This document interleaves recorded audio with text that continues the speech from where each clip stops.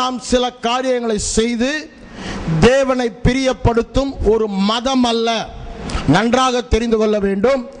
இன்று அநேக சபைகளிலே அநேக தேவனுடைய பிள்ளைகள் கிறிஸ்தவம் என்பது ஒரு மதம் என்று எண்ணி மற்ற மதங்களைப் போல நானும் சில கிரியைகளை செய்ய வேண்டும், இந்த கிரியைகளை செய்வதன் மூலம் அவரை சமாதானப்படுத்த முடியும், அவரோடு ஒப்புரவாக முடியும், அவருக்கு பிரியமாய் இருக்க முடியும், அப்பொழுது அவர் என் வாழ்க்கையிலே சகலவித நன்மைகளையும் செய்வார் என்று தவறான எண்ணம் கொண்டிருக்கிறார்கள்.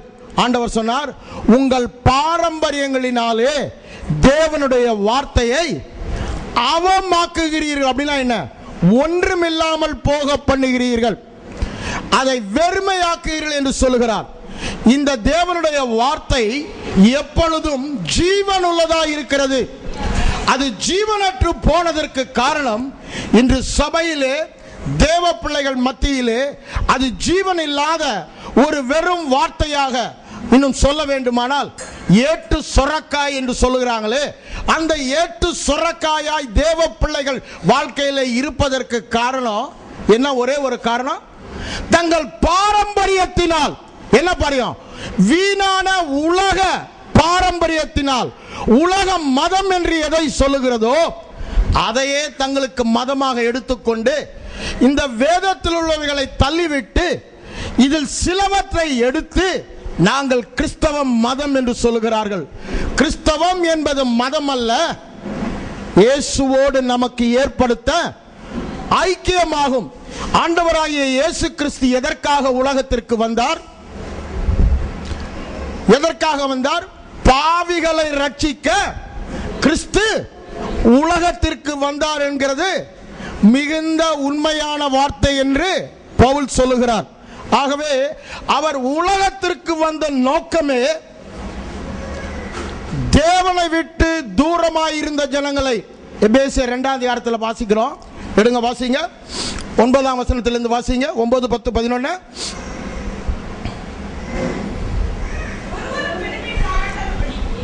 ஒருவரும் பெருமை பாராட்டக்கூடாதபடிக்கு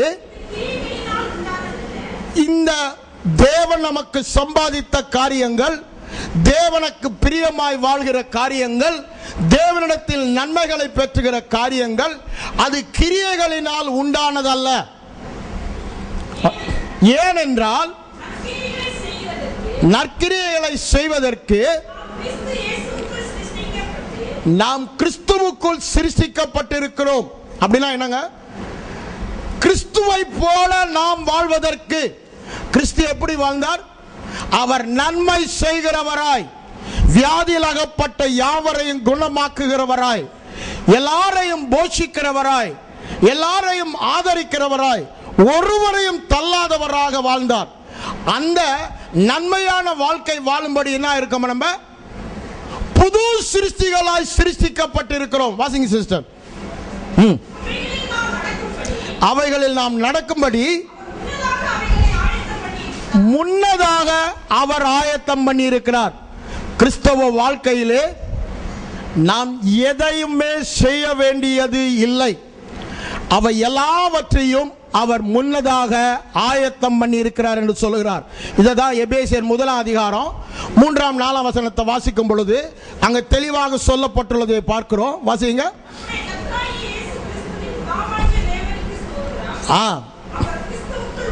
என்ன பண்ணாராம்? தேவன் கிறிஸ்துவுக்குள் உன்னதங்களிலே ஆவிக்குரிய சகல ஆசீர்வாதங்களினாலும் நம்மை ஆசீர்வதித்து இருக்கிறார். என்ன சொல்றாரு? ஆசீர்வதிக்க போறேன் என்று சொல்கிறாரா? முன்னதாகவே ஆசீர்வதித்து விட்டேன் என்று சொல்கிறாரா? ஆசீர்வதித்து இருக்கிறார். ஐயா, இது அநேக நேரங்களில் என்ன பாடுறோம்?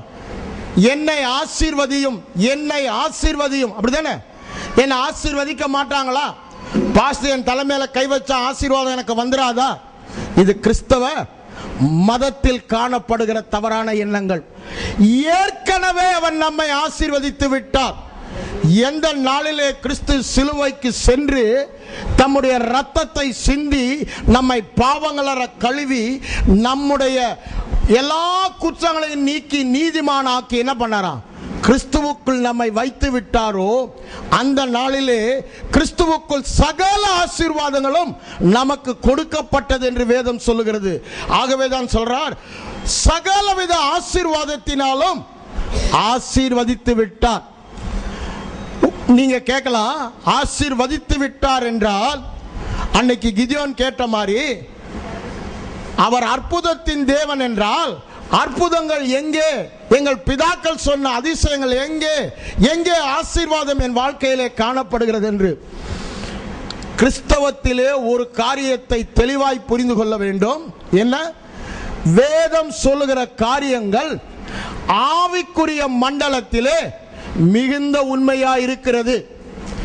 உன்னதங்களிலே ஆவிக்குரிய மண்டலத்திலே நம்மை ஆசீர்வதித்து விட்டார். அப்படின்னா என்னங்க அர்த்தம்? நான் மறுபடியும் பிறந்தேனே, மறுபடியும் பிறந்த நாளிலே அவர் எதை மாற்றி விட்டார்? என் ஆவியாகிய மெய்யான உள்ளான மறைந்திருக்கிற மனுஷன். நம்ம பாடல என்ன பாடணும்? என்னென்றைக்கும் யார் ஜீவிப்பான்? விசுவாசி. அப்படிதானே? என்னென்றைக்கும் அவன் ஜீவிப்பான். தேவன் மற்றும் என்னென்றைக்கும் ஜீவிப்பவர் அல்ல. இந்த மறுபடியும் பிறந்த புது சிருஷ்டி என்னென்றைக்கும் தேவனோடு ஜீவிக்கத்தக்கதாக நான் அவைகளுக்கு ஜீவன் கொடுத்தேன் என்று ஆண்டவர் சொல்கிறார். என்னை விசுவாசிக்கிறவன் மரித்தாலும் பிழைப்பான், மரியாதிருந்தாலும் அவன் பிழைப்பான். அவர் மறுபடியும் பிறந்த நாளிலே நம்முடைய ஆவிக்குள்ளே வந்து விட்டார். அவர் நமக்குள்ளே வாழ்கிறபடினாலே அவரோடு நம்மை ஒன்றாய் இணைத்து விட்டார். நாம் வேறு, அவர் வேறு இல்ல. 1 கொரிந்தியர் 6:17 சொல்லுவது போல நாம் எல்லோரும் அவரோடு கூட ஒரே ஆவியாக, எபேசியர் 5 சொல்லுவது போல ஒரே சரீரமாக, எலும்புக்கு எலும்பாக, இரத்தத்தின் இரத்தமாக அவரோடு ஒன்றாய் இருக்கிறோம் என்று வேதம் தெளிவாய் சொல்லுகிறது.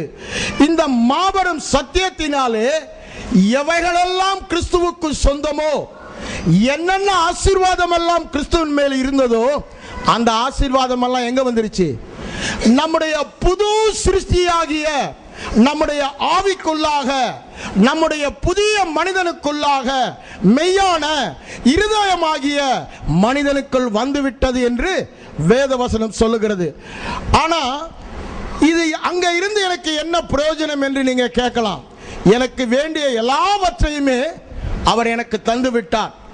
தேவன் நமக்கு ஒன்னொன்னா கேட்டு கொடுக்கிற தேவன் இல்ல, நாம் கேட்காத எல்லாவற்றையும் நமக்கு கொடுத்து விட்டார். எப்படி? இயேசு கிறிஸ்துவையே அவர் நமக்கு கொடுத்து விட்டார். அவருக்குள் சகல பரிபூர்ணமும் வாசமாய் இருக்கிறது. சகல பரிபூர்ணமத்து உள்ளவருக்குள் நாம் எப்படி இருக்கிறோமா? கொலோசியர் 2:9-10 வாசிங்க. என்ன சொல்லுது பாருங்க. தண்ணி எடுத்துட பாஸ்டர். இதெல்லாம் அங்கே தண்ணி இருக்க எடுத்துடல. உங்க தண்ணி பாப்பா உட்காந்துட்டேன். தண்ணி பாட்டில் வச்சு நான் எடுத்துறேன். எடுத்துட்டு தண்ணி நான் உட்காந்துட்டல இருக்கும் பாரு. எப்படி இருக்கீங்களா? எப்படி இருக்கீங்களா? நீங்கள் பரிபூரணம் உள்ளவர்களாக இருக்கிறீர்கள். அப்படின்னா என்ன அர்த்தங்க? யோசிச்சு பாருங்க. பரிபூரணம் உள்ள என்ன அர்த்தம்? உங்களிலே ஒரு குறையும் இல்லாதவர்களாக இருக்கிறீர்கள். அப்படிதானே?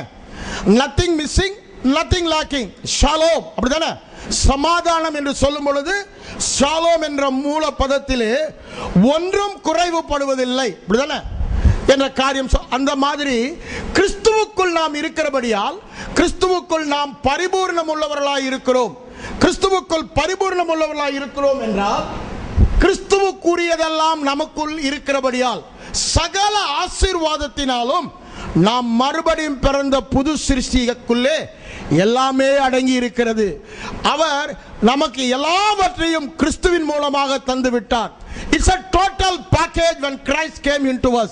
கிறிஸ்து நமக்குள் வரும் பொழுது சகல பரிபூரணத்தோடு அவர் நமக்குள் வந்து விட்டார். ஆகவே அவருடைய பரிபூரணம் நமக்குள் வந்து விட்டது. ஆனால் இதெல்லாம் எங்க இருக்கா? ஆவிக்குரிய மண்டலத்தில் இருக்கிறது. இது எப்படி செய்தேன் என்று தான் அந்த 4ஆம் வசனத்தை வாசிங்க. எபேசியர் 1:4.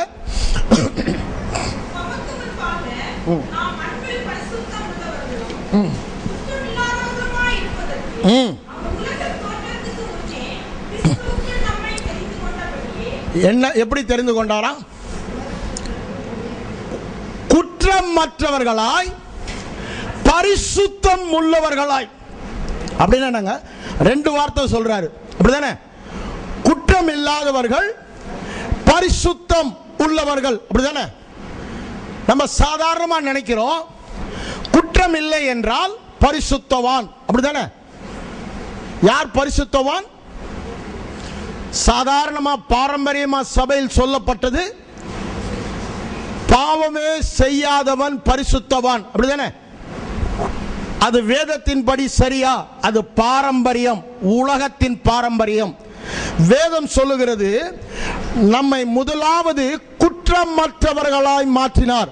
இந்த உலகம் பரிசுத்தம் என்று சொல்லுவது, உலகத்தின் பரிசுத்தம் என்ற வார்த்தைக்கு அர்த்தம் குற்றம் இல்லாதவர்கள்.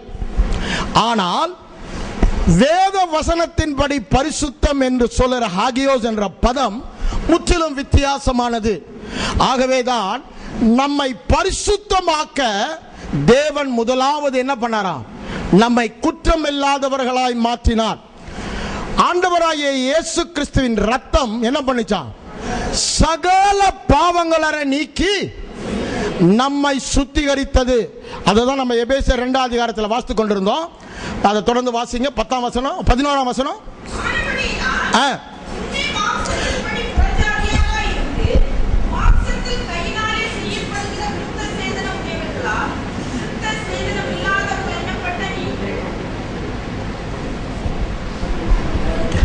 திருப்பி படிங்க. ஆனபடியினால் முன்னே மாம்சத்தின்படி புறஜாதியாராய் இருந்து மாம்சத்திலே கையினால் செய்யப்படுகிற விருத்த சேதனமுடையவர்களாய், விருத்த சேதனம் இல்லாதவர்கள் எண்ணப்பட்ட நீங்கள் அக்காலத்தில் எப்படி இருந்தோமா? கிறிஸ்துவை சேராதவர்கள். நல்லா பாருங்க, கிறிஸ்துவை சேராதவர்கள், நல்லா சேராதவர்கள் என்பதை புரிந்து கொள்ளுங்க. கிறிஸ்துவனுடைய காணி ஆட்சிக்கு அப்படின்னா என்னங்க? கிறிஸ்துவுக்கு என்னென்ன சொந்தமோ அதுக்கும் உங்களுக்கு சம்பந்தம் இல்லை. அவர் ஐஸ்வர்யவான், நீங்க எப்படிதான் இருந்தீங்க? தரித்திரராய் இருந்தீங்க. அவருக்குள் சகல பரிபூரணமும் இருந்தது, நீங்கள் குறைவுள்ளவர்களாய் இருந்தீங்க. அப்படின்னா கிறிஸ்துவுக்குரியது உங்களிலே இல்லை. அவருடைய காணி ஆட்சிக்கு புறம்பானவர்களாய் இருந்தீங்க. முதல்ல என்ன சொன்னாரு? சேராதவர்கள். இரண்டாவது என்ன சொல்றாரு? புறம்பானவர்கள். அந்நியர். எதுக்குங்க அந்நியராய் இருந்தீங்க? வாக்குத்தத்தத்துக்கும் உடன்படிக்கைக்கும் அந்நியராய் இருந்தீர்கள். அப்போ வேதத்தில் சொல்லப்பட்ட வாக்குத்தத்தம் ஒன்றும் உங்களுக்கு ஆம் என்றும் ஆமேன். அப்படின்னா என்ன? ஆண்டவர் வாக்கு கொடுத்துட்டா அவர் நிறைவேற்றி தான் ஆகணும், அப்படித்தானே? யாராவது ஒரு மனுஷன் நான் செய்யறேன்னு சொல்லிட்டா அது என்ன பண்ணி தான் ஆகணும்? வாக்கு நிறைவேற்ற. ஆனா மனுஷன் அப்படி இல்லை, மாறி போகிற மனிதன். ஐயா நேத்து சொன்னேன், ஆனா நேத்துக்கு இருந்த பலத்துல சொன்னேன், இன்னைக்கு எனக்கு அந்த பலம் இல்லை, என் பாக்கெட்ல அவ்வளவு இல்லை, இன்னைக்கு நான் கொஞ்சம் தாங்கி போயிட்டேன், முடியலன்னு சொல்லலாம். ஆனா ஆண்டவர் யாரு? சர்வ வல்லவர், அப்படித்தானே? மிகுந்த உண்மை உள்ளவர், சொல்லி சொல்லியபடியே செய்கிறவர். ஆகவேதான் வாக்கு தத்தங்கள் நம்மை சார்ந்ததல்ல. வாக்கு தத்தம் யாரை சார்ந்தது? அந்த வாக்கு உரைத்தாரே அவரை சார்ந்தது. அவர் உண்மை உள்ளவர், அவர் வல்லவர். ஆகவே இந்த வாக்கு தத்தங்களா எப்படிதான் இருக்கணும்? ஆம் ஆமென். அது என்னை சார்ந்ததல்ல. நான் எதையாவது செய்தால்தான், எப்படியாவது வாழ்ந்தால்தான் இது எனக்கு ஆமென் என்று ஆகும் இல்லை. அவர் வல்லவர், அவர் உண்மையுள்ளவர். ஆகவே அது நிச்சயமாய் நிறைவேறும் என்ற ஒரு விசுவாசத்தை நமக்கு தருகிறது. ஆனா இங்க என்ன சொல்றாரு? முதலாவது என்ன சொன்னாரு? நீங்கள் கிறிஸ்துவை சேராதவர்கள். இரண்டாவது என்ன சொன்னாரு? காணி ஆட்சிக்கு புறம்பானவர்கள். கிறிஸ்துவுக்கு சொந்தமான எல்லாம் உங்களுக்கு சொந்தம், அதுக்கு புறம்பானவர்களாய் இருந்தீர்கள். வாக்குத்தத்தத்துக்கும் உடன்படிக்கைக்கும் அந்நியராய் இருந்தீர்கள். கிறிஸ்துவை சேராதவர்கள். இரண்டாவது என்ன சொல்றாரு? காணியாட்சிக்கு புறம்பானவர்கள். மூணாவது என்ன சொல்றாரு? வாக்குத்தத்தத்துக்கும் உடன்படிக்கைக்கும் அந்நியராய் இருந்தீர்கள். உடன்படிக்கை என்றால் என்னங்க? வாக்குத்தத்தத்துக்கு அடுத்த ஸ்டெப் தான் உடன்படிக்கை. ஆபிரகாம் ஆண்டவர்ட்ட வாக்குத்தத்தத்தை பெற்றுக்கொண்டான். என்ன? நீ உலகத்தை சுதந்தரிப்பான். ஆதியாகமம் 15 அதிகாரத்தில் வாசிக்கும் பொழுது ஆண்டவர் சொல்றத அவன் அப்படியே ஏற்றுக்கொள்ளுகிறான். அதனால தான் ஆண்டவர் அவனை என்ன சொன்னாரா? நீதிமான் என்று சொன்னார். அதுக்கப்புறம் ஆண்டவர் சொல்லும் பொழுது அவனால் விசுவாசிக்க முடியல. எப்படி ஆகும் ஆண்டவரே அப்படின்னு கேட்கும் பொழுது அந்த 15 ஆண்டவர் என்ன பண்றாரு? அவனோடு ஒரு உடன்படிக்கை பண்ணுகிறார். அவன் அயர்ந்த நித்திரையா இருக்கும் பொழுது ஆபிரகாம் சார்பில் தூதனாக இயேசுவே வந்து பிதாவாகிய தேவனோடு உடன்படிக்கை செய்தபடினாலே அந்த உடன்படிக்கை எல்லாமே என்ன உடன்படிக்கையா இருக்கிறது? இன்று நாம் அனுபவிக்கிறோமே அந்த கிருபையின் உடன்படிக்கையாக எல்லாவற்றையும் தாம் செய்வதாக ஒரு உடன்படிக்கையை ஏற்படுத்துகிறார். அது ரத்தத்தின் உடன்படிக்கை. அப்படின்னா என்ன? என் வாக்கு மாத்திரம் இல்லடா, ஐ மேக் a covenant. நான் ஒரு உடன்படிக்கை செய்கிறேன் இந்த ரத்தத்தினாலே என்று ஒரு உடன்படிக்கை என்று சொல்லும் பொழுது அது தவறவே முடியும். It's a contract. அப்படிதானே? இன்னைக்கு உலகத்தில் வந்து there are so many contracts. ஆனா இது கான்ட்ராக்ட் மாத்திரம் இல்லைங்க, ரத்தத்தினால் ஏற்படுத்தின உடன்படிக்கை. நம்ம கல்யாணத்தை கூட என்ன சொல்றோம்? உடன்படிக்கை என்று சொல்கிறோம். ஏன்? அதை மாற்றக்கூடாது. தேவன் இணைத்ததை மனிதன் பிரிக்க, அது வந்து உடன்படிக்கை, அதை மாற்றவே முடியாதது என்று வேதம் தெளிவாய் சொல்லுகிறது. ஆனா உங்க இருதய கடினத்தின் நிமித்தம் தான் தள்ளுதல் சீட்டை கொடுக்கலான்னு சொன்னான்னு சொல்லி ஆண்டவர் சொல்றார். நான் எதுக்கு சொல்றேன்னா, உடன்படிக்கை நீங்கள் புரிந்து கொள்ள வேண்டும். அவர் வாக்கை மாத்திரம் கொடுக்கவில்லை, ஒரு உடன்படிக்கையும் செய்தார். அவன் உலகத்தை சுதந்தரிப்பான் என்ற வாக்குத்தத்தத்தை கொடுக்கும் பொழுது ஒரு வாக்கோடு கூட உடன்படிக்கை தருகிறார். அததான் எபிரேயரில் நம்ம வாசிக்கிறோம் 6ஆம் அதிகாரத்தில் 2 மாறாத விசேஷங்களினால் எவ்வளவேனும் பொய்யுரையாத தேவன் அதை உறுதிப்படுத்தினார் ஆபிரகாமுக்கு என்று நாம் வாசிக்கிறோம். முதலாவது அவர் வாக்கு பண்ணினார், இரண்டாவது அவர் உடன்படிக்கை பண்ணினார். ஆகவே இந்த 2 காரியங்களுக்கு நம்ம எப்படி இருந்தோமா? முன்னாடி அந்நியராக இருந்தோம். அப்படிதானே வாசித்தோம்? அந்நியராக இருந்தோம். எதற்கு? வாக்குத்தத்தத்துக்கும் உடன்படிக்கைக்கும். வாக்குத்தத்தத்துக்கும் உடன்படிக்கைக்கும் அந்நியராக இருந்தா நான் எதையா விசுவாசிக்க முடியுமா? யோசிச்சு பாருங்க பிரதர். நான் விசுவாசா நடக்குமா? நடக்கவே நடக்காது. எப்ப நடக்கும்? எப்பொழுது நான் வாக்குத்தத்தத்துக்கும் உடன்படிக்கைக்குள்ளாக வருகிறேனோ, கிறிஸ்துவின் காணியாட்சிக்குள்ளாக வருகிறேனோ, அவருக்குள்ளாக நான் வரும்பொழுதுதான் வாக்குகள் எல்லாம் எனக்கு ஆமேன் என்று இருக்க முடியும். அப்பொழுதுதான் நான் விசுவாசிக்க முடியும். அது இல்லாத பட்சத்தில் நானாக எதையாவது செய்து அதன் மூலம் அவரை பிரியப்படுத்தி அதன் மூலம் பெற்றுக்கொள்வது என்று உலகம் சொல்லுகிற வழியிலே இருந்தோம். Washing system. நம்பிக்கை இல்லாதவர்கள். அதை தான் இவ்வளவு நான் சொன்னேன். என்ன இல்லாதவர்களாக இருந்தோம்? விசுவாசம் என்ற ஒரு நம்பிக்கை. விசுவாசம் என்றால் நம்பப்படுகிறவர்களின் உறுதி. நல்லா பாருங்க, விசுவாசம் காணப்படாதவைகளின் நிச்சயம், நம்பப்படுகிறவர்களின் உறுதி. நம்பிக்கை இல்லாதவர்களாய் இருந்தோம். அப்படின்னா என்ன? விசுவாசம் இல்லாதவர்களாய் இருந்தோம்.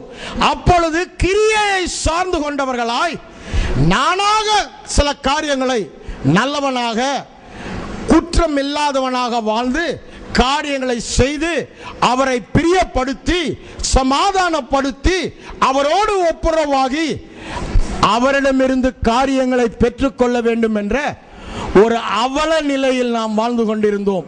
அதுதான் சொல்லுது, நம்பிக்கை இல்லாதவர்களாக இருந்தோம். வாசிங்க.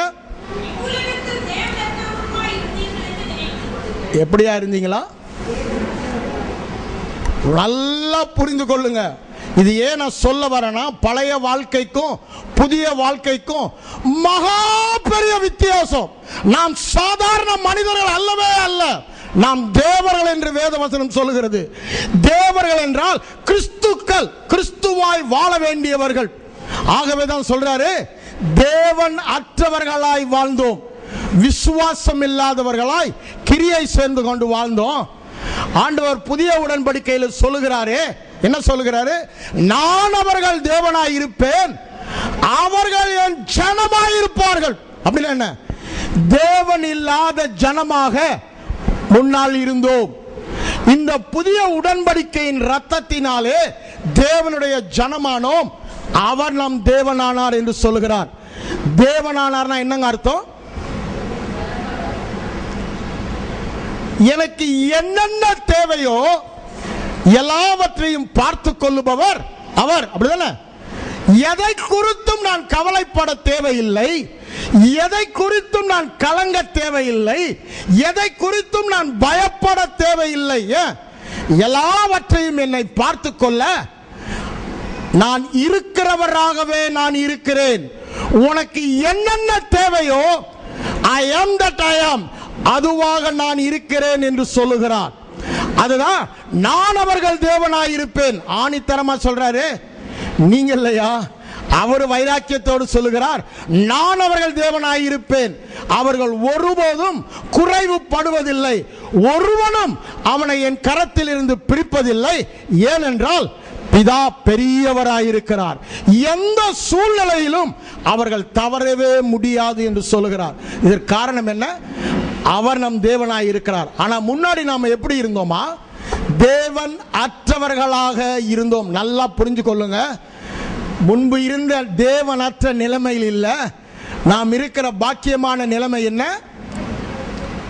தேவன் உள்ளவர்களாக, தேவனுக்குள்ளாக, தேவனாக இருக்கிறோம். வாசிங்க.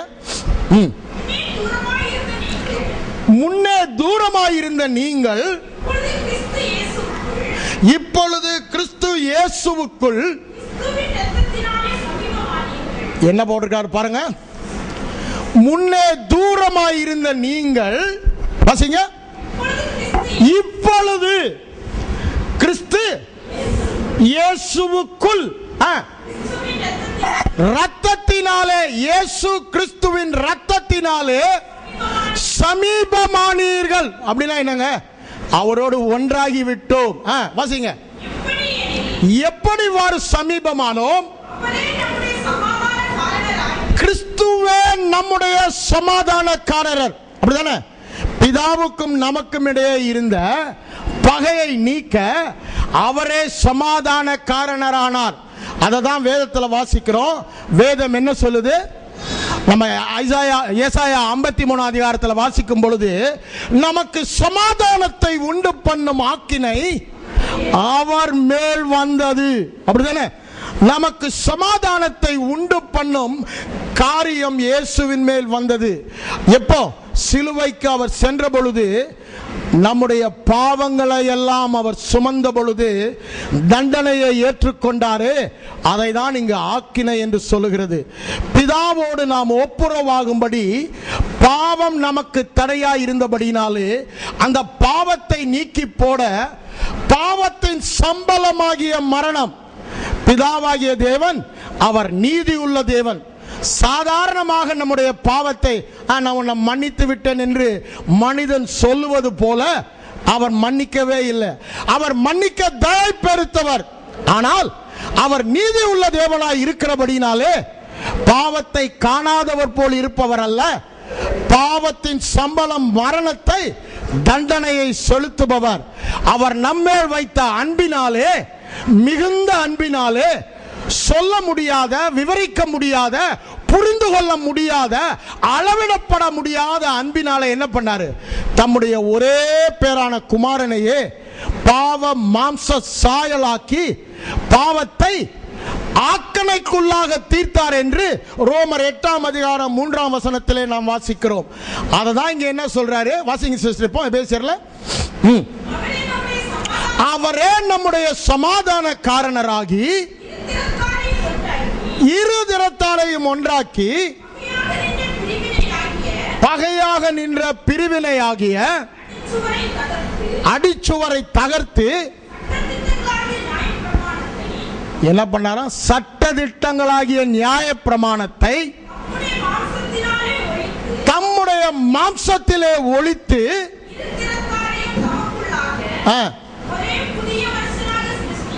என்ன ஆக்கிட்டாராங்க? நல்லா பாருங்க, என்ன மனிதனாய் மாற்றி விட்டார்? புது சிருஷ்டியாக, புது மனுஷனாக.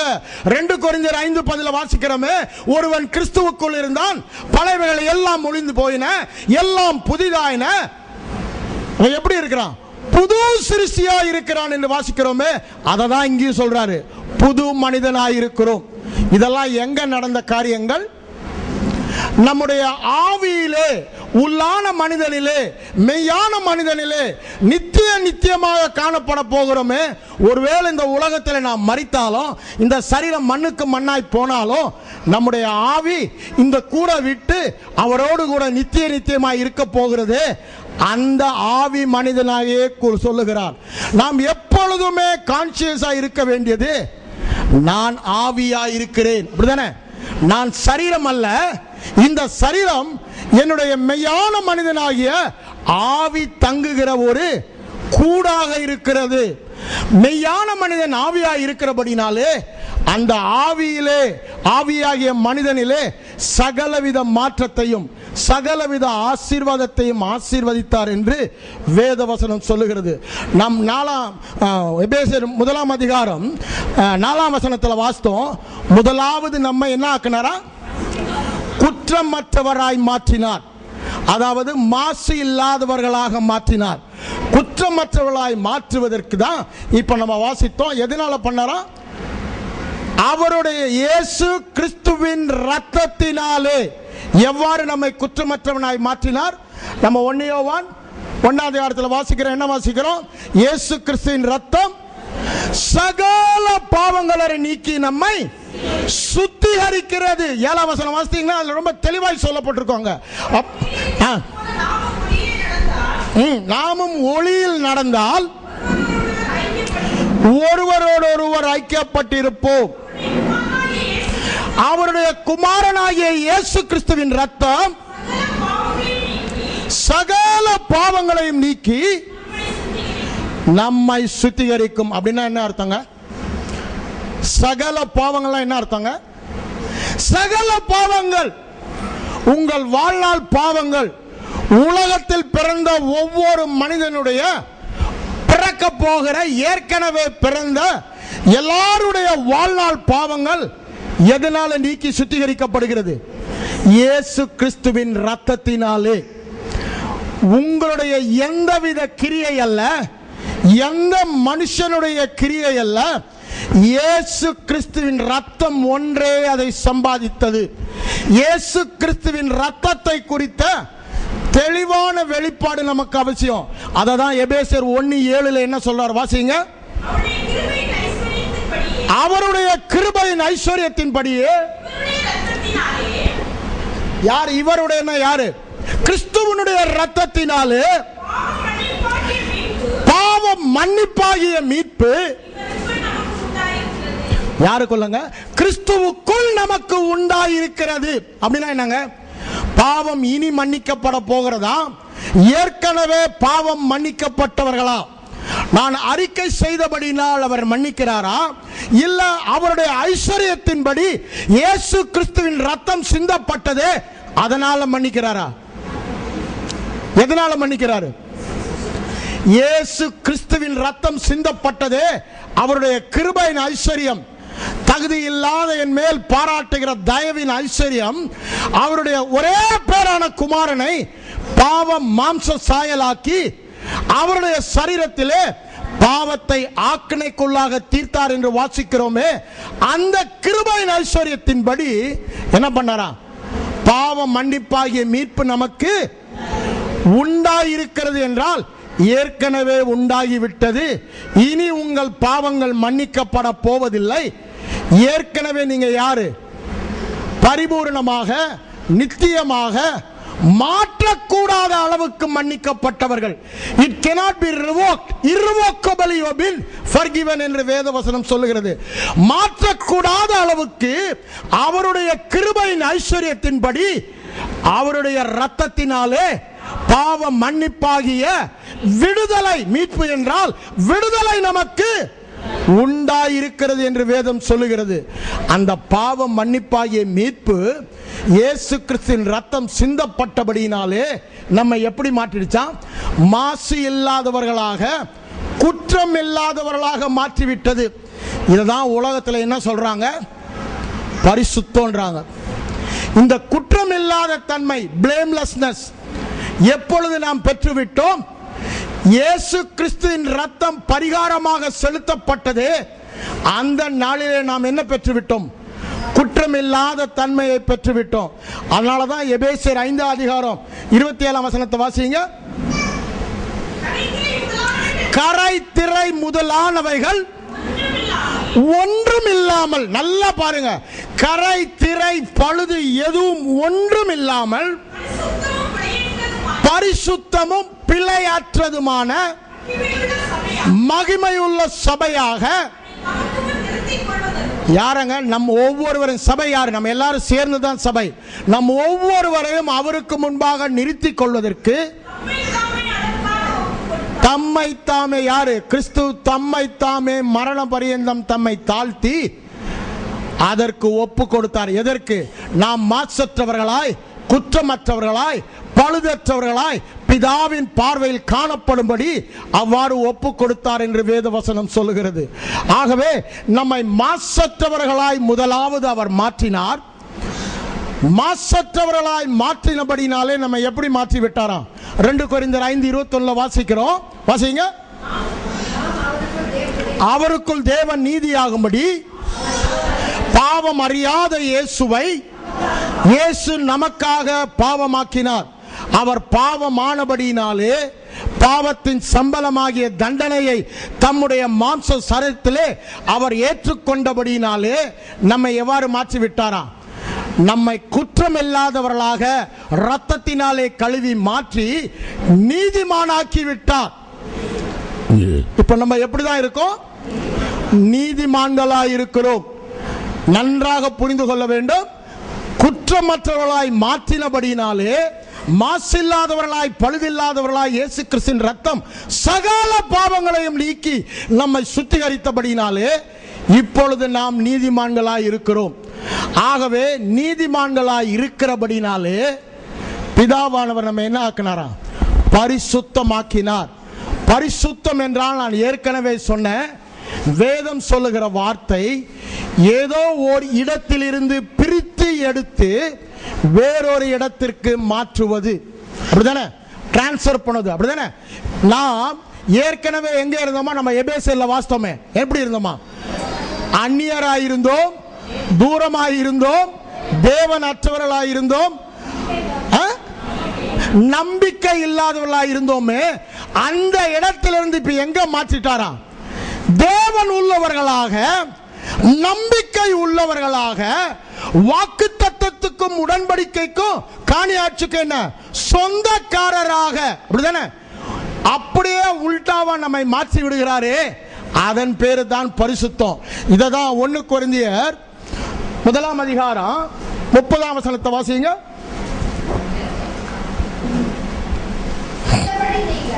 அந்தபடி நீங்கள் எங்க இருக்கீங்க?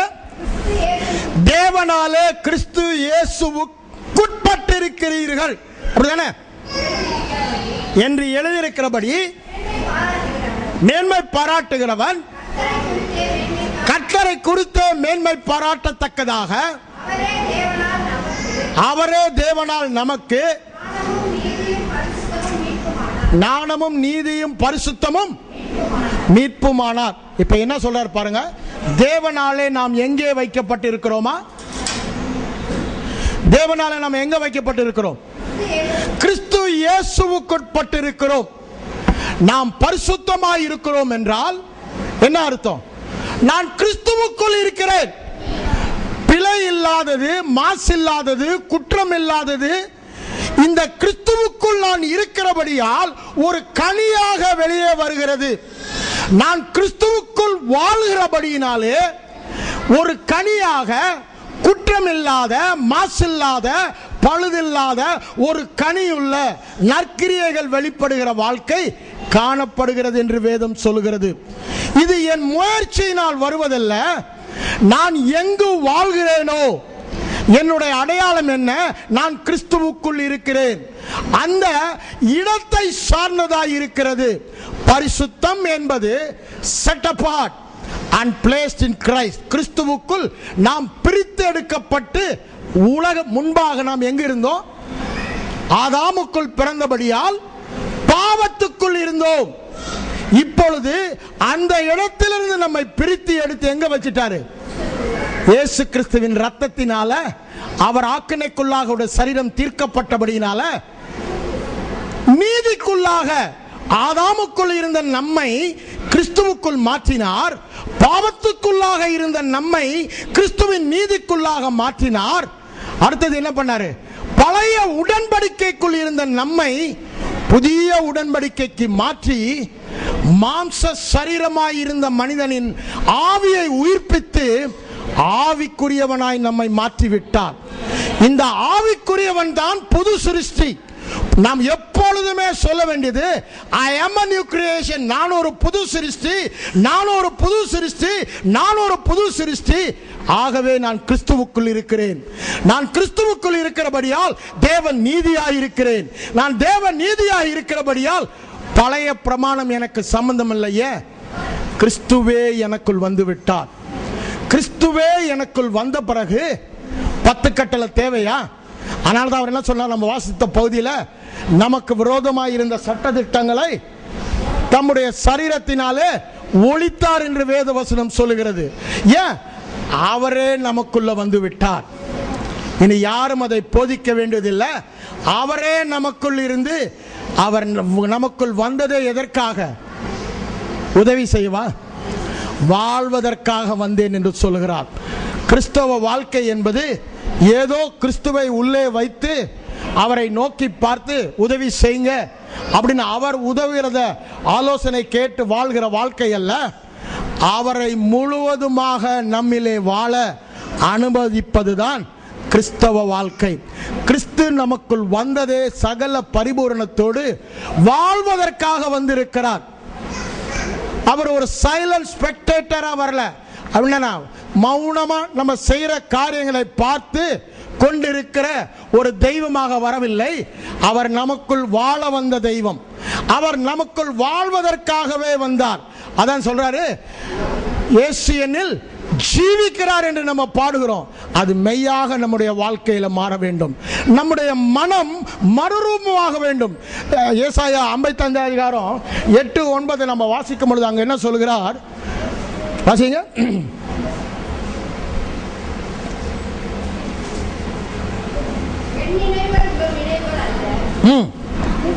சாரி, என் நினைவுகள் உங்கள் நினைவுகள் அல்ல, உங்கள் வழிகளும் என் வழிகளும் அல்ல. என்ன சொல்றார் பாருங்க? உங்க நினைவு, உங்க வழி, என்னுடைய நினைவு என் வழி அல்ல. பூமியை பார்க்கலும் வானங்கள் எப்படி உயர்ந்திருக்கிறதோ அந்தபடியே உங்கள் வழிகளை பார்க்கலும் என் வழிகளும், உங்கள் நினைவுகளை பார்க்கலும் என் நினைவுகளும் உயர்ந்திருக்கிறது. அப்படின்னா என்ன சொல்றாருங்க? எட்டாத உயரமாக இருக்கிறது. அப்படித்தானே? வானத்துக்கு பூமிக்குள்ள தூரம் என்ன அர்த்தம்? எட்டாத உயரமாக இருக்கிறது. தேவனுடைய நினைவை என்னுடைய குறுகிய மூளையினாலே புரிந்து கொள்ள முடியாது. என் குறுகிய அறிவினாலே புரிந்து கொள்ள முடியாது. தேவனுடைய நினைவையும் தேவனுடைய வழியை நான் புரிந்து கொள்ள வேண்டுமானால் எதன் மூலம் தான் புரிந்து கொள்ள முடியும்? மறுபடியும் பிறந்தானே, அந்த புது சிருஷ்டியாகிய ஆவியில் அவர் நமக்குள் வந்தாரே, அந்த ஆவியின் மூலமாக தான் புரிந்து கொள்ள முடியும்.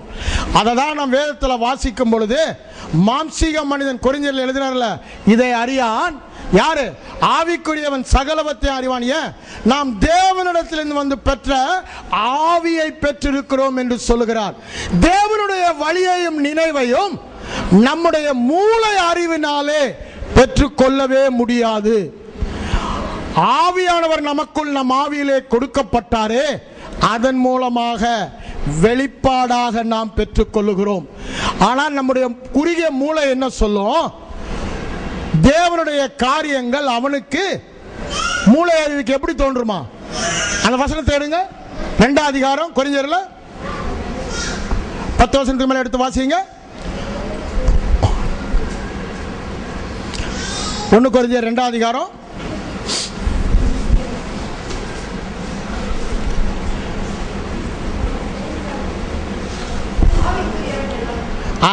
அது முந்தின வசனத்தை வாசிங்க, முன்னால வாசிங்க. ஜென்மஸ்பாவமான மனுஷனோ அப்படின்னா என்னங்க? மூளை அறிவை சார்ந்து கொள்ளுகிற மனுஷனோ, மறுபடியும் பிறவாத, ஆவியிலே உயிர்ப்பிக்கப்படாத, மரித்து போயிருக்கிற கார்னல் ஜென்மஸ்பாவ மனுஷன் ஆவிக்குரியவைகளை ஏற்றுக்கொள்ளான், அவைகள் அவனுக்கு பைத்தியமாக தோன்றும். அவைகள் ஆவிக்கேற்ற பிரகாரமாய் ஆராய்ந்து நிதானிக்கப்படுகிறவர்களால் எதை அறிய மாட்டான்? தேவனுடைய வழியையும் தேவனுடைய நினைவுகளையும் அவன் அறியவும் மாட்டான். ஆவிக்குரியவன் எல்லாவற்றையும் ஆராய்ந்து நிதானிக்கிறபடியால் மற்றவர்களால் நிதானிக்கப்படால் அவருடைய சிந்தையை அறிந்தவன் யார்? என்ன சொல்றாருங்க பவுல்? எங்களுக்கோ. அப்ப கிறிஸ்துவின் சிந்தை எப்படிங்க வருது? உங்க மூளை அறிவை சார்ந்து கொள்கிற வரை, ஜென்மஸ்பாவ மனுஷனாய் இருக்கிற வரை கிறிஸ்துவின் சிந்தை வராது. ஆவிக்குரிய ரீதியிலே ஆவிக்குரிய புது சிருஷ்டியாய் நான் இருக்கிறேன். அது என்னவா இருக்கிறேன் என்று ஆவிக்குரிய தேவனுடைய வார்த்தை, அப்படிதானே? தேவனுடைய வார்த்தை எல்லாம் எப்படி இருக்கும்? ஆவியாயும் ஜீவனுமாய் இருக்கிறது. இந்த வார்த்தை ஆவியாயும் ஜீவனுமாய் இருக்க ஆண்டவர் சொல்லியிருக்கிறபடினாலே அந்த ஆவியிலே அந்த வார்த்தையை நான் அனுப்பும் பொழுதுதான், அல்லது வெளிப்பாடாக என் இருதயத்திலே என் ஆவியிலே நான் பெற்றுக்கொள்ளும் பொழுதுதான் என்னுடைய மனம் எப்படி இருக்குமா? கிறிஸ்துவின் சிந்தையாக இருக்கும். அதை வெளிப்பாடாக நான் பெற்றுக்கொள்ளவில்லை என்றால் என்னுடைய சிந்தை எப்படிதான் இருக்கும்? மாம்சீக சிந்தையாக. ஆஃப்டர் ஆல் நான் மனுஷன், அப்படிதானே? நான் ஒரு சாதாரண மனுஷன். ஆனால் வேதம் சொல்றது நீங்கள் சாதாரண மனுஷர்கள் அல்ல, நீங்கள் கிறிஸ்துவாய் இருக்கிறீர்கள், கிறிஸ்துவை தரித்துக் கொண்டீர்கள், நீங்கள் தேவர்களாய் இருக்கிறீர்கள், அப்படித்தானே வேதம் சொல்லுகிறது. அவர் இருக்கிற வண்ணமாகவே நாம் இருக்கிறோம். நான் பிதாவினிடத்தில் போகிறபடியினால் என்னை விசுவாசிக்கிறவன் நான் செய்த கிரியைகளை தானும் செய்வான், இதற்கு மேலானவைகளையும் செய்வான். நீங்கள் விசுவாசம் உள்ளவர்களாய் ஜெபத்தில் எவைகளை கேட்பீர்களோ அவைகளை எல்லாம் பெற்றுக்கொள்வீர்கள். எவனாகிலும் இந்த மலையை பார்த்து பெயர்ந்து சமுத்திரத்திலே தள்ளுண்டு போய் என்று சொல்லி சந்தேகப்படாமல் தம் இருதயத்தில் விசுவாசித்து தான் சொன்னபடியே நடக்கும் என்று விசுவாசித்தால் அவன் சொன்னபடியே. அப்படின்னா என்ன அர்த்தங்க? இதெல்லாம் நான் கிறிஸ்துவாய் வாழ்கிறேன் என்பதற்கு அத்தாட்சியான வார்த்தைகள். நான் வேறு அவர் வேறு அல்ல. நான் இது எப்பொழுது பெற முடியும்? இந்த தேவனுடைய வார்த்தைகள் எல்லாம் என்னுடைய மூளை அறிவிலே நான் எவ்வளவு மனப்பாடம் பண்ணி எவ்வளவு ஒப்பித்தாலும் அது எனக்கு பிரயோஜனமே அல்ல. ஆனால் இதை நான் தியானித்து என் இருதயத்துக்குள்ளே நான் அனுப்பும் பொழுது இருதயத்தில் அதை வெளிச்சமாக வெளிப்பாடாக பெற்றுக்கொள்கிறேன். ஏன்? என் இருதயமாகிய புதிய சிருஷ்டிக்குள்ளே ஆவியானவரே திரியேக தேவனை எனக்குள் வந்து தங்கி இருக்கிறார். அவர் எனக்குள் வரும் பொழுது சகல சத்தியத்துக்குள்ளும் வழிநடத்துகிற சத்திய ஆவியானவர் என்று வேதம் சொல்லுகிறது. இந்த வார்த்தையை சத்தியமாக எனக்கு வெளிப்படுத்துபவர் யார்? ஆவியானவர். அவர் எங்கு இருக்கிறார்? என் ஆவியிலே இருக்கிறார், என் மூளையிலே இல்லை. என் மூளையை நான் சார்ந்து கொள்ளும் வரை நான் ஏமாந்து தான் போவேன். இந்த கிறிஸ்தவ வாழ்க்கை நான் ஆரம்பிக்கும் பொழுது என்ன சொன்னேன்? ஏற்று சுரக்காயா இருக்கும். இந்த தேவனுடைய வார்த்தை எழுதப்பட்ட வார்த்தையா இருக்கிற வரை அது உங்களுக்கு பிரயோஜனப்படாது. இந்த எழுதப்பட்ட வார்த்தை தேவனுடைய வாயிலிருந்து புறப்படுகிற ரேமா வார்த்தையாக, பேசப்பட்ட வார்த்தையாக, இருதயத்தில் வெளிப்பாட்டை உண்டு பண்ணின வார்த்தையாக மாறும் பொழுதுதான் தேவனுடைய நினைவுகளையும் தேவனுடைய வழிகளையும் நாம் அறிந்து கொள்ள முடியும். ஆகவே தான் பவுல் என்ன சொல்றார் பாருங்க. அந்த 1 கொரிந்தியர் 2ஆம் அதிகாரம் 2ஆம் வசனத்தை வாசிங்க.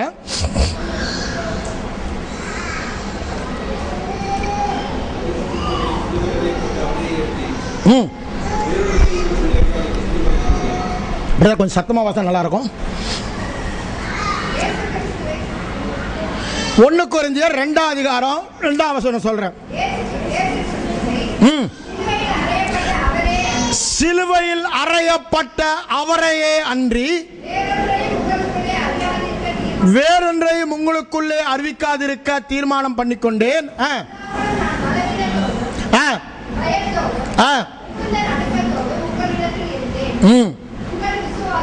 உங்கள் விசுவாசம், நல்லா பாருங்க என்ன சொல்றாரு? கிறிஸ்தவ வாழ்க்கை விசுவாச வாழ்க்கை, விசுவாச வாழ்க்கைன்றாரு. அந்த விசுவாசம் எதன் மேல இருக்க வேண்டும்? ஒரு நிமிஷம் சிஸ்டர். விசுவாசம் என்பது எதையாவது சார்ந்தது, அப்படிதானே? விசுவாசம் என்பது என்னை சார்ந்தது அல்ல. நான் எதன் மீது விசுவாசம் வைக்கிறேனோ, நீங்க எல்லாம் சேர்ல உட்கார்ந்து இருக்கீங்க, எது மேல விசுவாசம் வச்சீங்க? இந்த சேர் நல்ல பாஸ், நல்ல சேர் தான் வாங்கி போட்டிருக்காரு, அப்படி அந்த சேர்ல விசுவாசம் வைத்து உட்காருங்க. அதே அந்த சேர் ஏற்கனவே உடைஞ்சிருந்தா உட்காருவீங்களா? ஏன் அது உடைந்திருக்கு, நான் உட்கார்ந்தா கீழே விழுவேன்னு தெரியும்.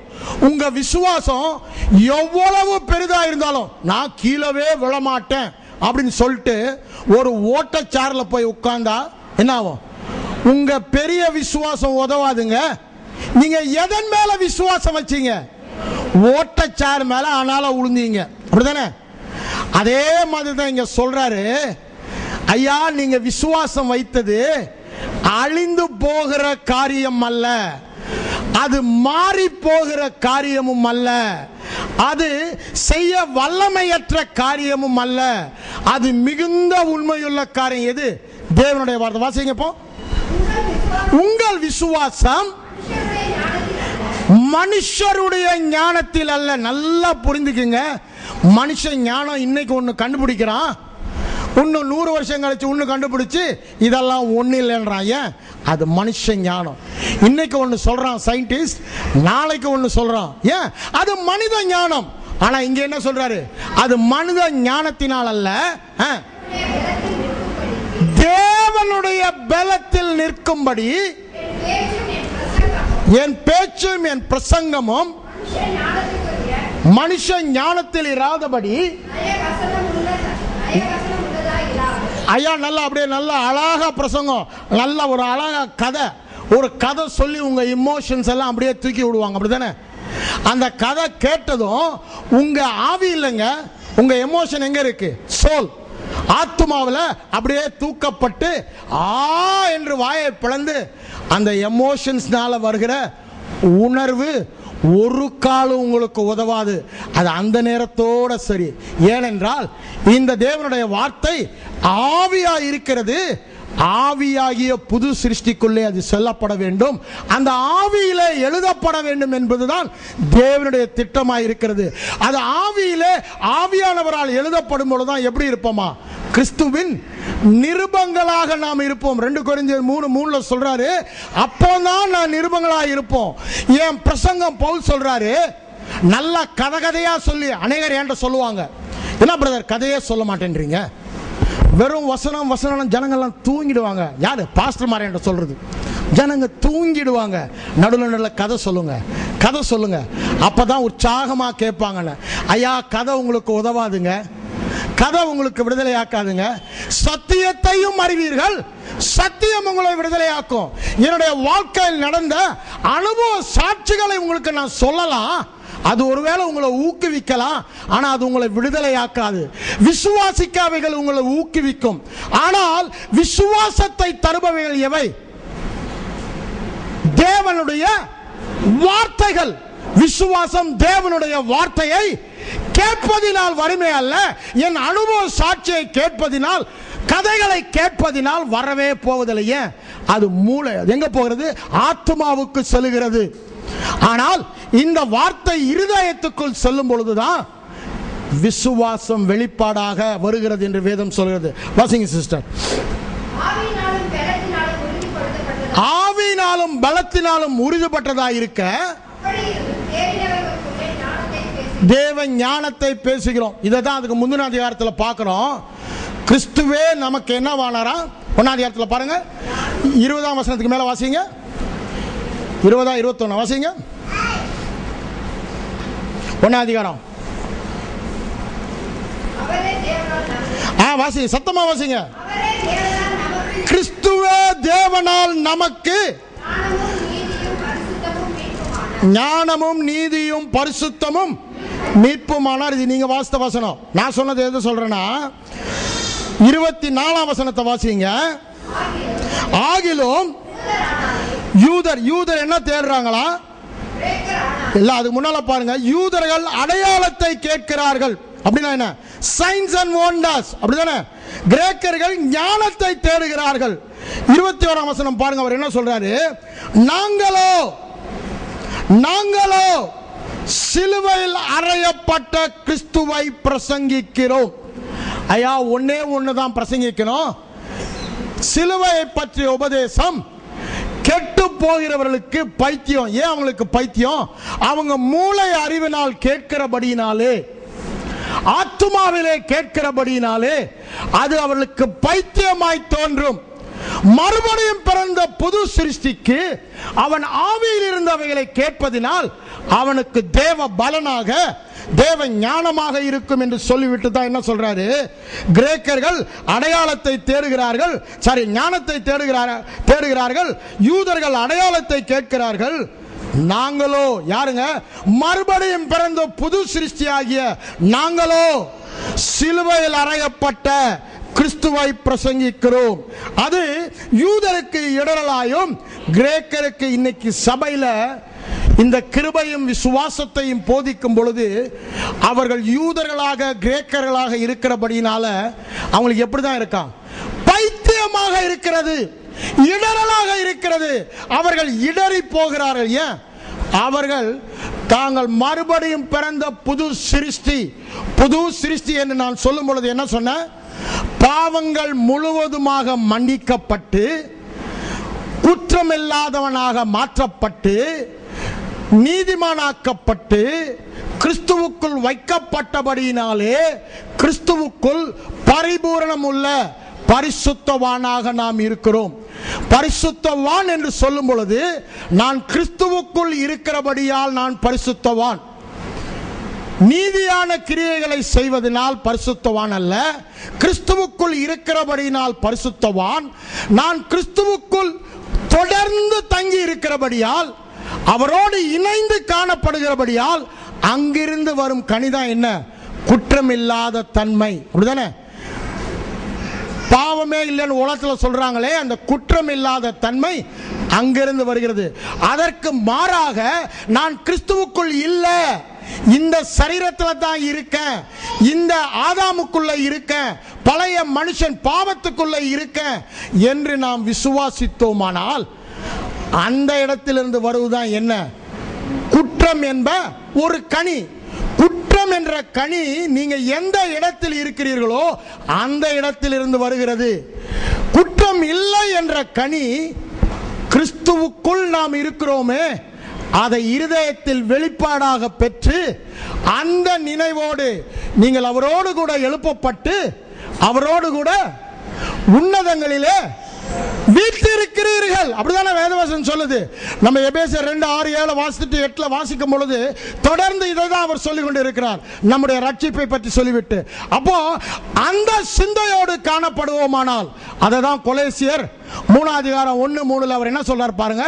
உங்களுடைய ஜீவன் கிறிஸ்துவுக்குள் மறைந்திருக்கிறது, அவரோடு கூட நீங்கள் எழுப்பப்பட்டது உண்டானால் கிறிஸ்து இயேசுவின் வலது பார்சத்தில் வீற்றிருக்கிற மேலானவளை நாடுங்கள், மேலானவைகளை தேடுங்கள் என்று சொல்லுகிறார். அவர் மேலானவைகளை நாடுங்கள் தேடுங்கள் என்று சொல்லும் பொழுது எங்கவா நம்ம எங்க இருக்கிறோம்? நாம் யார்? நான் கிறிஸ்துவுக்குள் அவரோடு கூட வீற்றிருக்கிறேன். இந்த சபையில உட்கார்ந்து இருந்தாலும், இந்த சேர்ல நான் உட்கார்ந்து இருந்தாலும், இந்த சென்னையில நான் வாழ்ந்தாலும் என்னுடைய புது சிருஷ்டி எங்க தான் இருக்கு? கிறிஸ்துவுக்குள் இருக்கிறது.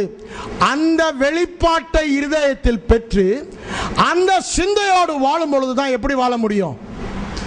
பிழை இல்லாத தன்மை, குற்றம் இல்லாத தன்மையோடு வாழ முடியும். நான் அது பரிசுத்தம் சொல்ல மாட்டேன். ஏன்னா வேதத்தின்படி பரிசுத்தம் என்பது நாம் ஏற்கனவே பரிசுத்தவான்களாக இருக்கிறோம். அப்படின்னா என்ன அர்த்தங்க? ஏற்கனவே நாம் மறுபடியும் பிறந்த பொழுது கிறிஸ்துவுக்குள் வைக்கப்பட்டு விட்டோம். அப்படிதானே? ஆகவே தான் பவுல் ஒவ்வொரு நிருபத்திலும் கிறிஸ்துவுக்குள் பரிசுத்தவான்கள் பரிசுத்தவான்கள்னு ஒவ்வொரு நிருபம் ஆரம்பிக்கும் பொழுதும் முதல் வசனத்தில் எப்படி அட்ரஸ் பண்றாரு? பரிசுத்தவான்களுக்கு என்று சொல்ல. இவர்கள் எல்லாம் ஏற்கனவே கிறிஸ்துவுக்குள் இருந்தவர்கள். அவர்கள் பாவம் செய்யாமல் வாழ்ந்தவர்கள் அல்ல, அல்லது தவறு செய்யாமல் வாழ்ந்தவர்கள் அல்ல, கிறிஸ்துவுக்குள் மாற்றப்பட்டபடியினாலே. அப்படிதானே? முன்னே தூரமாயிருந்த இவர்கள் இப்பொழுது தேவனுக்குள் வந்து விட்டார்கள். நம்ம எபேசியர் எல்லாமே வாசித்தோம். அப்படிதானே? அவருடைய ஜீவனுக்கும் அவருடைய வாக்குத்தத்தத்துக்கும் அவருடைய உடன்படிக்கைக்கும் பங்குள்ளவர்களானபடினாலே என்ன ஆயிட்டோமா? தேவனோடு தேவனாகி விட்டோங்க, சமீபமாகி விட்டோம், அவரோடு ஒன்றாகி விட்டோம், அவரோடு சங்கமமாகி விட்டோம். அப்படிதானே? சங்கமமாகி விட்டோம் என்றால் அவர் வேறு நான் வேறு அல்ல. அததான் ஆண்டவர் என்ன சொல்றாரு? யோவான் 15 அதிகாரத்தில் திராட்சை செடியானது கொடியானது செடியோடு இணைந்து இருந்தால் தானாய் கனி கொடுக்கும். அது முக்க வேணாம், முனக வேணாம், முயற்சி செய்ய வேண்டாம், இணைந்து இருந்தால் தானாய் கொடுக்கும். நாம் அவருக்குள் வந்தபடியே அந்த சத்தியத்தின் வெளிப்பாட்டிலே விசுவாசத்தில் உறுதியாய் இருந்தால் அது நமக்குள் வெளிப்படும். அதுதான் சங்கீதக்காரன் 119 சங்கீதம் 11 வசனத்தில் என்ன சொல்றான் பாருங்க. நான் பாவம் செய்யாதபடி என்ன பண்ணனா? உம்முடைய வார்த்தையை இருதயத்திலே வைத்து வைத்தேன் என்று சொல்லுகிறார். அதே 1 கொரிந்தியர் 15 அதிகாரம் 34 வசனத்தை வாசிங்க.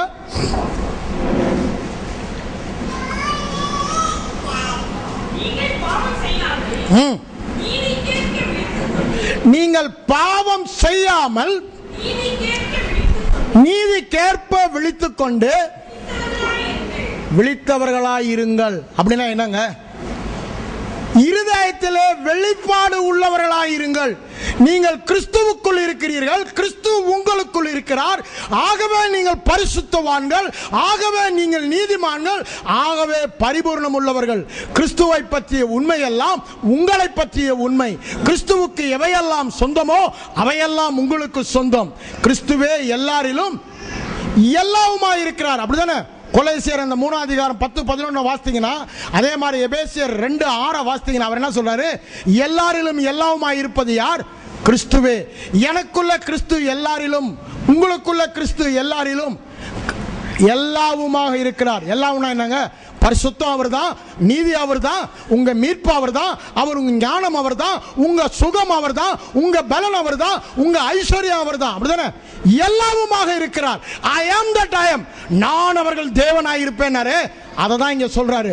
கிறிஸ்துவே எல்லாருக்குள்ளும். அடுத்து வாசிங்க, கொலோசியர் 2 எடுத்து வாசிங்க. 2:11-10 சாரி 3 கொலோசியர் 3:10-11. நம்மை சிருஷ்டித்தவருடைய சாயலுக்கொப்பாய் பூரண அறிவடையும்படி புதிதாக்கப்பட்ட புதிய மனுஷனை தரித்துக் கொண்டு இருக்கிறீர்களே. அப்படின்னா என்ன அர்த்தங்க? நம்முடைய புது சிருஷ்டி என்று சொல்லும் பொழுது கிறிஸ்துவையே தரித்துக் கொண்டு இருக்கிறோம். இனி வாழ்வது நான் அல்ல, கிறிஸ்துவை நான் தரித்துக் கொண்டபடினாலே அவரே வாழ்கிறார். அதிலே கிரேக்கன் என்றும் யூதன் என்றும் அவன் இவன் நேத்து பிறந்தவன் முந்தா நேத்து பிறந்தவன் என்று இல்லை, விருத்த சேதனம் உள்ளவன். அப்படின்னா என்ன? நியாயப்பிரமாணத்தை கடைபிடிப்பவன் நியாயப்பிரமாணத்தை கடைபிடிக்காதவன் என்று இல்லை, கிறிஸ்தவன் அல்ல கிறிஸ்துவ இல்லாதவன் என்றல்ல. உலக மதம் சொல்லுதே, மதம் அந்த மதத்தின்படி அல்ல. அடிமை என்றும் சுயாதீனன் என்றும் இல்ல, கிறிஸ்துவே எல்லாரிலும் எல்லாவுமாக இருக்கிறார். கிறிஸ்துவே எல்லாரிலும் எல்லாவுமாக இருக்கிறார் அப்படின்னா என்ன அர்த்தங்க? கிறிஸ்துவே எல்லாரிலும் பரிசுத்தமாய் இருக்கிறார், கிறிஸ்துவே எல்லாரிலும் பரிபூரணமாய் இருக்கிறார். அப்போ ஒன்றுமே உங்களுக்கு குறைவில்லை. கிறிஸ்துவே எல்லாரிலும் ஐஸ்வர்யமாய் இருக்கிறார், கிறிஸ்துவே எல்லாரிலும் சுகமாய் இருக்கிறார், கிறிஸ்துவே எல்லாரிலும் ஞானமாய் பலமாய் இருக்கிறார், எல்லாரிலும் வெற்றியாய் இருக்கிறார், எல்லாரிலும் எல்லாம். அதுதான் அவர் புதிய உடன்படிக்கையில் சொல்றாரு, அந்த நாட்களுக்கு பின்பு நான் அவர்களோடு ஏற்படுத்துகிற புதிய உடன்படிக்கையாவது இது பழைய உடன்படிக்கை போல அல்ல, பழைய உடன்படிக்கையில் எல்லாமே அவர்களை சார்ந்தது, இந்த புதிய உடன்படிக்கையில் எல்லாமே என்னை சார்ந்து என்று சொல்லிட்டு நம்ம எபிரேயர் 8:10 வாசிக்கும் பொழுது என்ன சொல்றாரு பாருங்க. அவர் என்ன சொல்றாரு? நான் அவர்கள் தேவனாய் இருப்பேன். அப்படியே என்னங்க? அவங்களுக்கு எல்லாரிலும் எல்லாவுமாக கிறிஸ்து இருக்கிறார், இனி இருக்க போவதில்லைங்க. அதனால தான் சொன்ன, ஏற்கனவே ஆசீர்வதித்து விட்டார். இத இருதயத்தில் நீங்க விசுவாசமாய் பெறாவிட்டால், அதாவது தாவீது சொல்றானே, வார்த்தையை இருதயத்திலே வைத்து வைத்தேன். அதே தானே ஆண்டவர் யோவான் 15:7 என்ன சொல்றாரு? என் வார்த்தைகள் உங்களிலே நிலைத்திருந்தால் நீங்கள் கேட்டுக்கொள்வது எதுவோ அது உங்களுக்கு கொடுக்கப்படும் என்று சொல்லுகிறாரே, அதுதான். இந்த வார்த்தை இருதயத்துக்குள்ள வெளிப்பாடா போலனா இந்த வார்த்தை ஜீவனற்றதாய் காணப்படும். இந்த வார்த்தை எப்பொழுது ஜீவனை பெறுகிறது? நம்ம நீதிமொழிகள் 4 21-22 வாசிங்க, 20 வாசிங்க, 20-22 வரைக்கும்.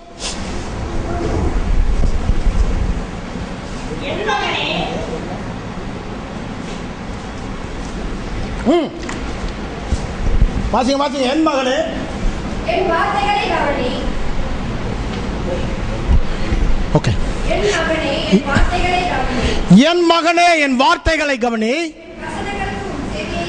என் வசனங்களுக்கு உன் செவியை சாய்.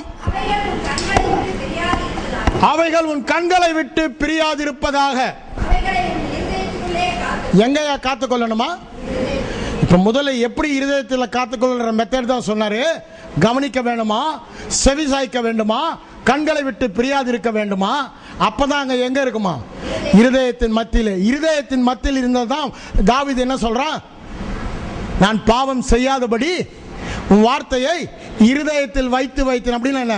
இருதயத்திலே வெளிப்பாடாக கிறிஸ்துவே எல்லாரிலும் எல்லாவுமாய் இருக்கிறார், அவரே என் பரிசுத்தமாய் இருக்கிறார். அதாவது தவறான காரியம் செய்யாதபடி அவரே என்னில் இருக்கிறார் என்பதை நான் இருதயத்திலே வைத்து வைத்தேன் என்று சொல்கிறார். இங்க என்ன வாசித்தோம்? வாசிங்க. அந்த வார்த்தை, இந்த வார்த்தை என்ன சொல்லுகிறது? கிறிஸ்து, அதாவது சிலுவையை பற்றிய உபதேசத்தை பிரசங்கிப்பேனாரு. கிறிஸ்துவில் அறையப்பட்ட, சிலுவையில் அறையப்பட்ட கிறிஸ்துவை என்று வேறென்றையும் சொல்ல தீர்மானித்திருக்க சொன்னவர் என்ன சொல்றாரு? இந்த சிலுவையில் அறையப்பட்ட கிறிஸ்து தான் சுவிசேஷமாய் நம்முடைய இருதயத்திலே காணப்பட அதை தொடர்ந்து கேட்டுக்கொண்டே இருக்க வேண்டும், கவனிக்க வேண்டும், செவிசாய்க்க வேண்டும். அது உன் கண்களை விட்டு பிரியாதிருக்க வேண்டும். அதை தான் என்ன சொல்றார் பாருங்க. கலாத்தியர் 3:1. கலாத்தியர் 3:1 வாசிங்க. புத்தி இல்லாத கலாத்தியரே, சத்தியம் என்றால் சுவிசேஷம், சுவிசேஷம் என்றால் கிறிஸ்து சிலுவையில் நிறைவேற்றின சிலுவையை பற்றிய பிரசங்கம். இதை வாசிங்க. இந்த சத்தியத்துக்கு ஐயா வார்த்தைக்கல்ல, பழைய உடன்படிக்கை 10 கட்டளைக்கல்ல, கிறிஸ்து செய்து முடித்தார் என்று சொல்லுகிறாரே, அந்த நல்ல செய்திக்கு, அந்த சுவிசேஷத்திற்கு, அந்த சத்தியத்துக்கு கீழ்ப்படியாம நான் ஏதோ செய்ய போறேன், நான் பரிசுத்தமா வாழ முயற்சிக்க போறேன், நான் ஐஸ்வர்யவனா வாழ, நான் சுகமுள்ளவனா வாழ, நான் வெற்றி உள்ளவனா வாழ நான் செய்ய போறேன் முயற்சி செய்யற புத்தி இல்லாத சபையாரே கேளுங்க சொல்றார். வாசிங்க.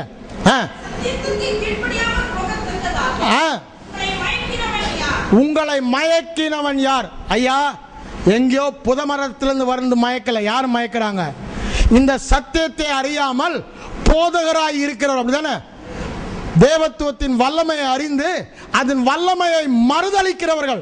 வார்த்தை தெரியும், ஆனா வார்த்தையின் வல்லமையை அறியாத ஜனங்கள். அப்படின்னா என்ன? வெளிப்பாடை இருதயத்தில் பெறாத விசுவாசம் இல்லாத சந்ததி தான் உங்களை மயக்கினது என்றார். வாசிங்க. இயேசு கிறிஸ்து சிலுவையில் அறையப்பட்டவராக உங்கள் கண்களுக்கு முன் பிரத்யட்சமாக உங்களுக்குள்ளே வெளிப்படுத்தப்பட்டிருந்தாரே. அதை தான் என்ன சொல்றாரு? அது உன் கண்களை விட்டு பிரியாது இருந்ததே உங்களுக்கு முன்பாக அப்படின்னு ஒரு வெளிப்பாட்டாக இருதயத்தில் பெற்றுக்கொண்டபடியால் எப்பொழுது உங்கள் கண்களுக்கு முன்பாக இருந்தது என்ன? கிறிஸ்து பாவமானபடியினாலே நான் நீதிமான், நான் கிறிஸ்துவுக்குள் வைக்கப்பட்டபடியினாலே நான் பரிசுத்தவான். அந்த காட்சி எப்பொழுதும் உங்கள் கண்களுக்கு முன்பாக இருந்தது. அதை விட்டு உங்களை மயக்கினவன் யார் என்று சொல்லிட்டு தான் சொல்றாரு. இதெல்லாம் எப்படியா உங்களுக்கு வந்தது? நியாயப்பிரமாண கிரியையா, விசுவாச கேள்வியா? விசுவாசத்தினாலே என்று சொல்கிறார். கிறிஸ்தவ வாழ்க்கை விசுவாசம். விசுவாசம் என்பது தேவனுடைய வார்த்தையின் மேல் வைக்கிற விசுவாசம், அல்லது சிலுவை பற்றிய உபதேசத்தின் மேல் வைக்கிற விசுவாசம், கிறிஸ்துவின் மேல் வைக்கிற விசுவாசம். கிறிஸ்து செய்து முடித்த காரியங்கள் மேல அவர் என்ன செய்தார், என்னவெல்லாம் செய்வேன் என்று சொல்லுகிறார். புதிய உடன்படிக்கையில் அவங்க பாவங்களை எல்லாம் மன்னித்தேன் என்று சொல்லுகிறாரே, அதை இருதயத்தில் வைத்து வெளிப்பாடாய் பெற்று விசுவாசித்து பாவங்களை எல்லாம் ஒருபோதும் நினையாதிருப்பேன், ஆகவே நான் அவர்கள் தேவனாயிருப்பேன், சிறியவன் முதல் பெரியவன் வரை போதிக்கப்பட்டிருப்பான், அவர்கள் என்னால் வழிநடத்தப்படுவார்கள். அப்படின்னா நான் அவர்களுக்குள்ளே வாழுவேன், அவள் இருதயத்தில் என் பிரமாணங்களை எழுதுவேன் என்று சொல்கிறாரே, அவரே நமக்குள்ள வந்து வாழ்வது. இது எப்போ நடக்கும்? இந்த வார்த்தைகளை கவனி, இந்த வார்த்தைகளை செவிசாய், இந்த வார்த்தைகள் உன் கண்களை விட்டு பிரியாதிருப்பதாக, இந்த புதிய உடன்படிக்கை உன் கண்களை விட்டு பிரியாதிருப்பதாக, எல்லா பாவங்களும் நான் மன்னிக்கப்பட்டவன் என்ற பார்வை உன் கார்மை முன்னே இருக்க வேண்டும். அதை தான் அங்க சொல்றாரு. அதை மறந்து போட்டாதான் புத்தி இல்லாத கலாத்தியர் என்று சொல்லுகிறார். நல்லா தெரிந்து கொள்ளுங்க. இந்த வார்த்தைகளை கவனியுங்கள், இந்த சுவிசேஷ வார்த்தைகளை கவனியுங்கள், இந்த சத்திய வசனங்களை கவனியுங்கள். எந்த சத்திய வசனம்? கிறிஸ்து சிலுவையில் செய்து முடித்து ஏற்படுத்தின புதிய உடன்படிக்கையின் சாராம்சம். அவர் என்ன செய்தார்? பாவங்களை எல்லாம் மன்னித்தார். என்ன செய்வேன் என்று சொல்லுகிறார்? நான் அவர்கள் தேவனாய் இருப்பேன், நான் அவர்கள் பரிசுத்தமாய் இருப்பேன், நான் அவர்கள் தேவைகளை சந்திக்கிறவனாய் இருப்பேன், நான் அவர்கள் ஐஸ்வர்யமாய் இருப்பேன், நான் அவர்கள் சுகமாய் இருப்பேன் என்று சொல்லுகிறாரே, அந்த வார்த்தை உங்கள் இருதயத்திலே இருக்க வேண்டும் என்று சொல்லுகிறார். அதற்குத்தான் என் மகனே கவனி, மகனே செவிசாய், அது உன் கண்களை பட்டு பிரியாதிருப்பதாக அதை இதயத்தின் மத்தியிலே வைத்து காத்துக்கொள். அப்பொழுது என்ன சொல்ற? அடுத்த வசனம் வாசிங்க. கண்டுபிடிக்கிறவர்களுக்கு அப்படின்னா என்ன? இருதயத்தில் வெளிப்பாடாக, வெளிச்சமாக, விசுவாசமாக பெற்றுக்கொள்பவர்களுக்கு அப்பொழுதுதாயா தேவனுடைய வார்த்தை எப்படி மாறுதான்? ஜீவனாக உயிர் பெறுகிறது. உயிர் பெற்றா என்னங்க? நான் ஐம்புலன் உணர்வினால் அவளை காண முடியும். அதற்கு முன்பாக ஆவிக்குரிய மண்டலத்தில் இருந்த காரியங்களை இப்பொழுது இயற்கை மண்டலத்திலே என் ஐம்புலன் உணர்வுகளால் காணத்தக்கதாக இந்த வார்த்தை உயிர் பெற்று என்னிலே காணப்படுகிறது. அதுதான் அவர் சொல்றாரு. கண்டுபிடிக்கிறவர்களுக்கு அப்படின்னா என்ன? விசுவாசிப்பவர்களுக்கு, இருதயத்தில் வெளிப்பாட்டை பெற்றுக்கொள்பவர்களுக்கு. விசுவாசம் என்பது நாம் எதன் மேல் நம்முடைய விசுவாசத்தை வைக்கிறோமோ அதை சார்ந்தது. நாம் விசுவாசம் வைக்கிறது, பவுல் சொல்றாரு, கிறிஸ்துவின் சுவிசேஷம், கிறிஸ்துவின் சுவிசேஷம், கிறிஸ்துவின் சுவிசேஷம் என்று அதன் மேல விசுவாசம் வைக்கிறோம். அதை எங்க வைக்கிறோம்? இருதயத்தில் வைக்கிறோம். அதுதான் நம்முடைய இருதயத்தின் வெளிப்பாடு. அந்த இருதயத்தின் வெளிப்பாடு தான் விசுவாசம். அந்த விசுவாசம் தான் என்ன பண்ணுதான்? கண்டுபிடிக்கிறவளுக்கு உடலுக்கெல்லாம் ஜீவனும் ஆரோக்கியமுமாய் இருக்கிறது. அந்த 4ஆம் அதிகாரம் முழுசா படிங்க. 1-2 சொல்லலைங்க. நீங்க தயவுசெய்து டைம் இல்லைன்னா நான் முடிச்சிடுறேன். நீதிமொழிகள் 4ஆம் அதிகாரத்தை தேவனுடைய வார்த்தை என்னெல்லாம் நமக்கு பண்ணுது கண்டுபிடிக்கும் பொழுது என்னது ரொம்ப அழகா சொல்றாரு. அதை பிடித்துக்கொள், அதை தழுவிக்கொள், அதை விடாதே, அதை அப்படின்னு சொல்லி திரும்ப திரும்ப அந்த அதிகாரம் முழுவதும் சொல்றாரு. ஏன்? அவ்வாறு பற்றி கொள்ளும் பொழுதுதான் நீதிமானுடைய வாழ்க்கை அதிகமாய் பிரகாசிக்கிற மத்திய சூரிய ஒளியனை போல இருக்கும் என்று சொல்கிறார். நம்முடைய வாழ்க்கை கிறிஸ்துவின் நீதியை அதிகமாய் பிரதிபலிக்க வேண்டும்.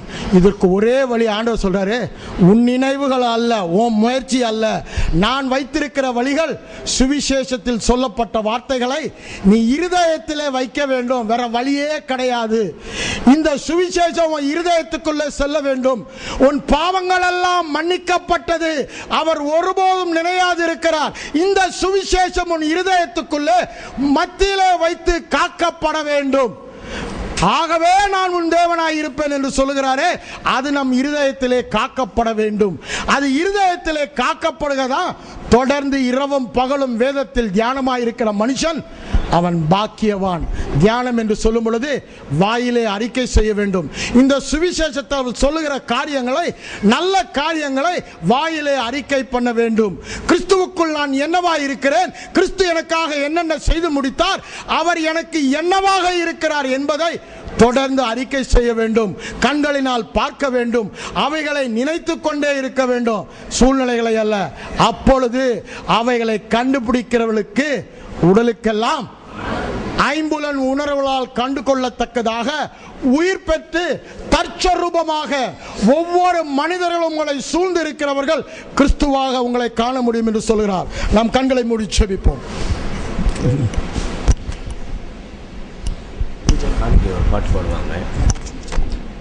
நாம் ஜெபிப்போம். எங்கள் அன்பின் பரலோக பிதாவே, இந்த நல்ல காலை வேளைக்காக உம்மை நன்றியோடு உம்மை ஸ்தோத்திரிக்கிறோம் ஆண்டவரே. நீங்க எங்களோடு கூட இந்த காலை வேளையில பகிர்ந்து கொண்ட வார்த்தைகளுக்காக உம்மை நன்றியோடு உம்மை ஸ்தோத்திரிக்கிறேன் ஆண்டவரே. உம்முடைய வாயிலிருந்து புறப்பட்ட வார்த்தை ஒருபோதும் வெறுமையாய் திரும்புவதில்லை. அது நீர் விரும்பின காரியம் வாய்க்கப்படி செய்யும் என்று சொன்னீர். இந்த நாளிலே உன் வாயிலிருந்து புறப்பட்ட வார்த்தைகள் நீர் விரும்புகிற காரியம் வாய்க்கும்படி செய்கிறபடியால் உமக்கு கோடான கோடி நன்றிகளை நான் ஏறெடுக்கிறேன் ஆண்டவரே. ஆண்டவரே, இவர்கள் வார்த்தைகளை கேட்டு அது மெய்யாகவே தேவனுடைய வார்த்தையாய் ஏற்றுக்கொண்டபடியால் மெய்யாகவே இவர்களுக்குள் பலன் செய்கிறது என்று சொல்ல, நீங்க சொன்ன வார்த்தையின்படி அது கிரியை செய்கிறது என்று விசுவாசித்து நாங்கள் உம்மை நன்றியோடு உம்மை ஸ்தோத்திரிக்கிறோம். இங்குள்ள ஒருவர் கூட ஆண்டவரே சுவிசேஷத்திற்கு புறம்பானவர்களாக, காணியாட்சிக்கு புறம்பானவர்களாக, வாக்குத்தத்தத்துக்கும் உடன்படிக்கைக்கும் புறம்பானவர்களாக காணப்படாதபடி நீங்க அவர்களை உம்முடைய வார்த்தையினாலே ஜெனிப்பித்தீங்க ஆண்டவரே.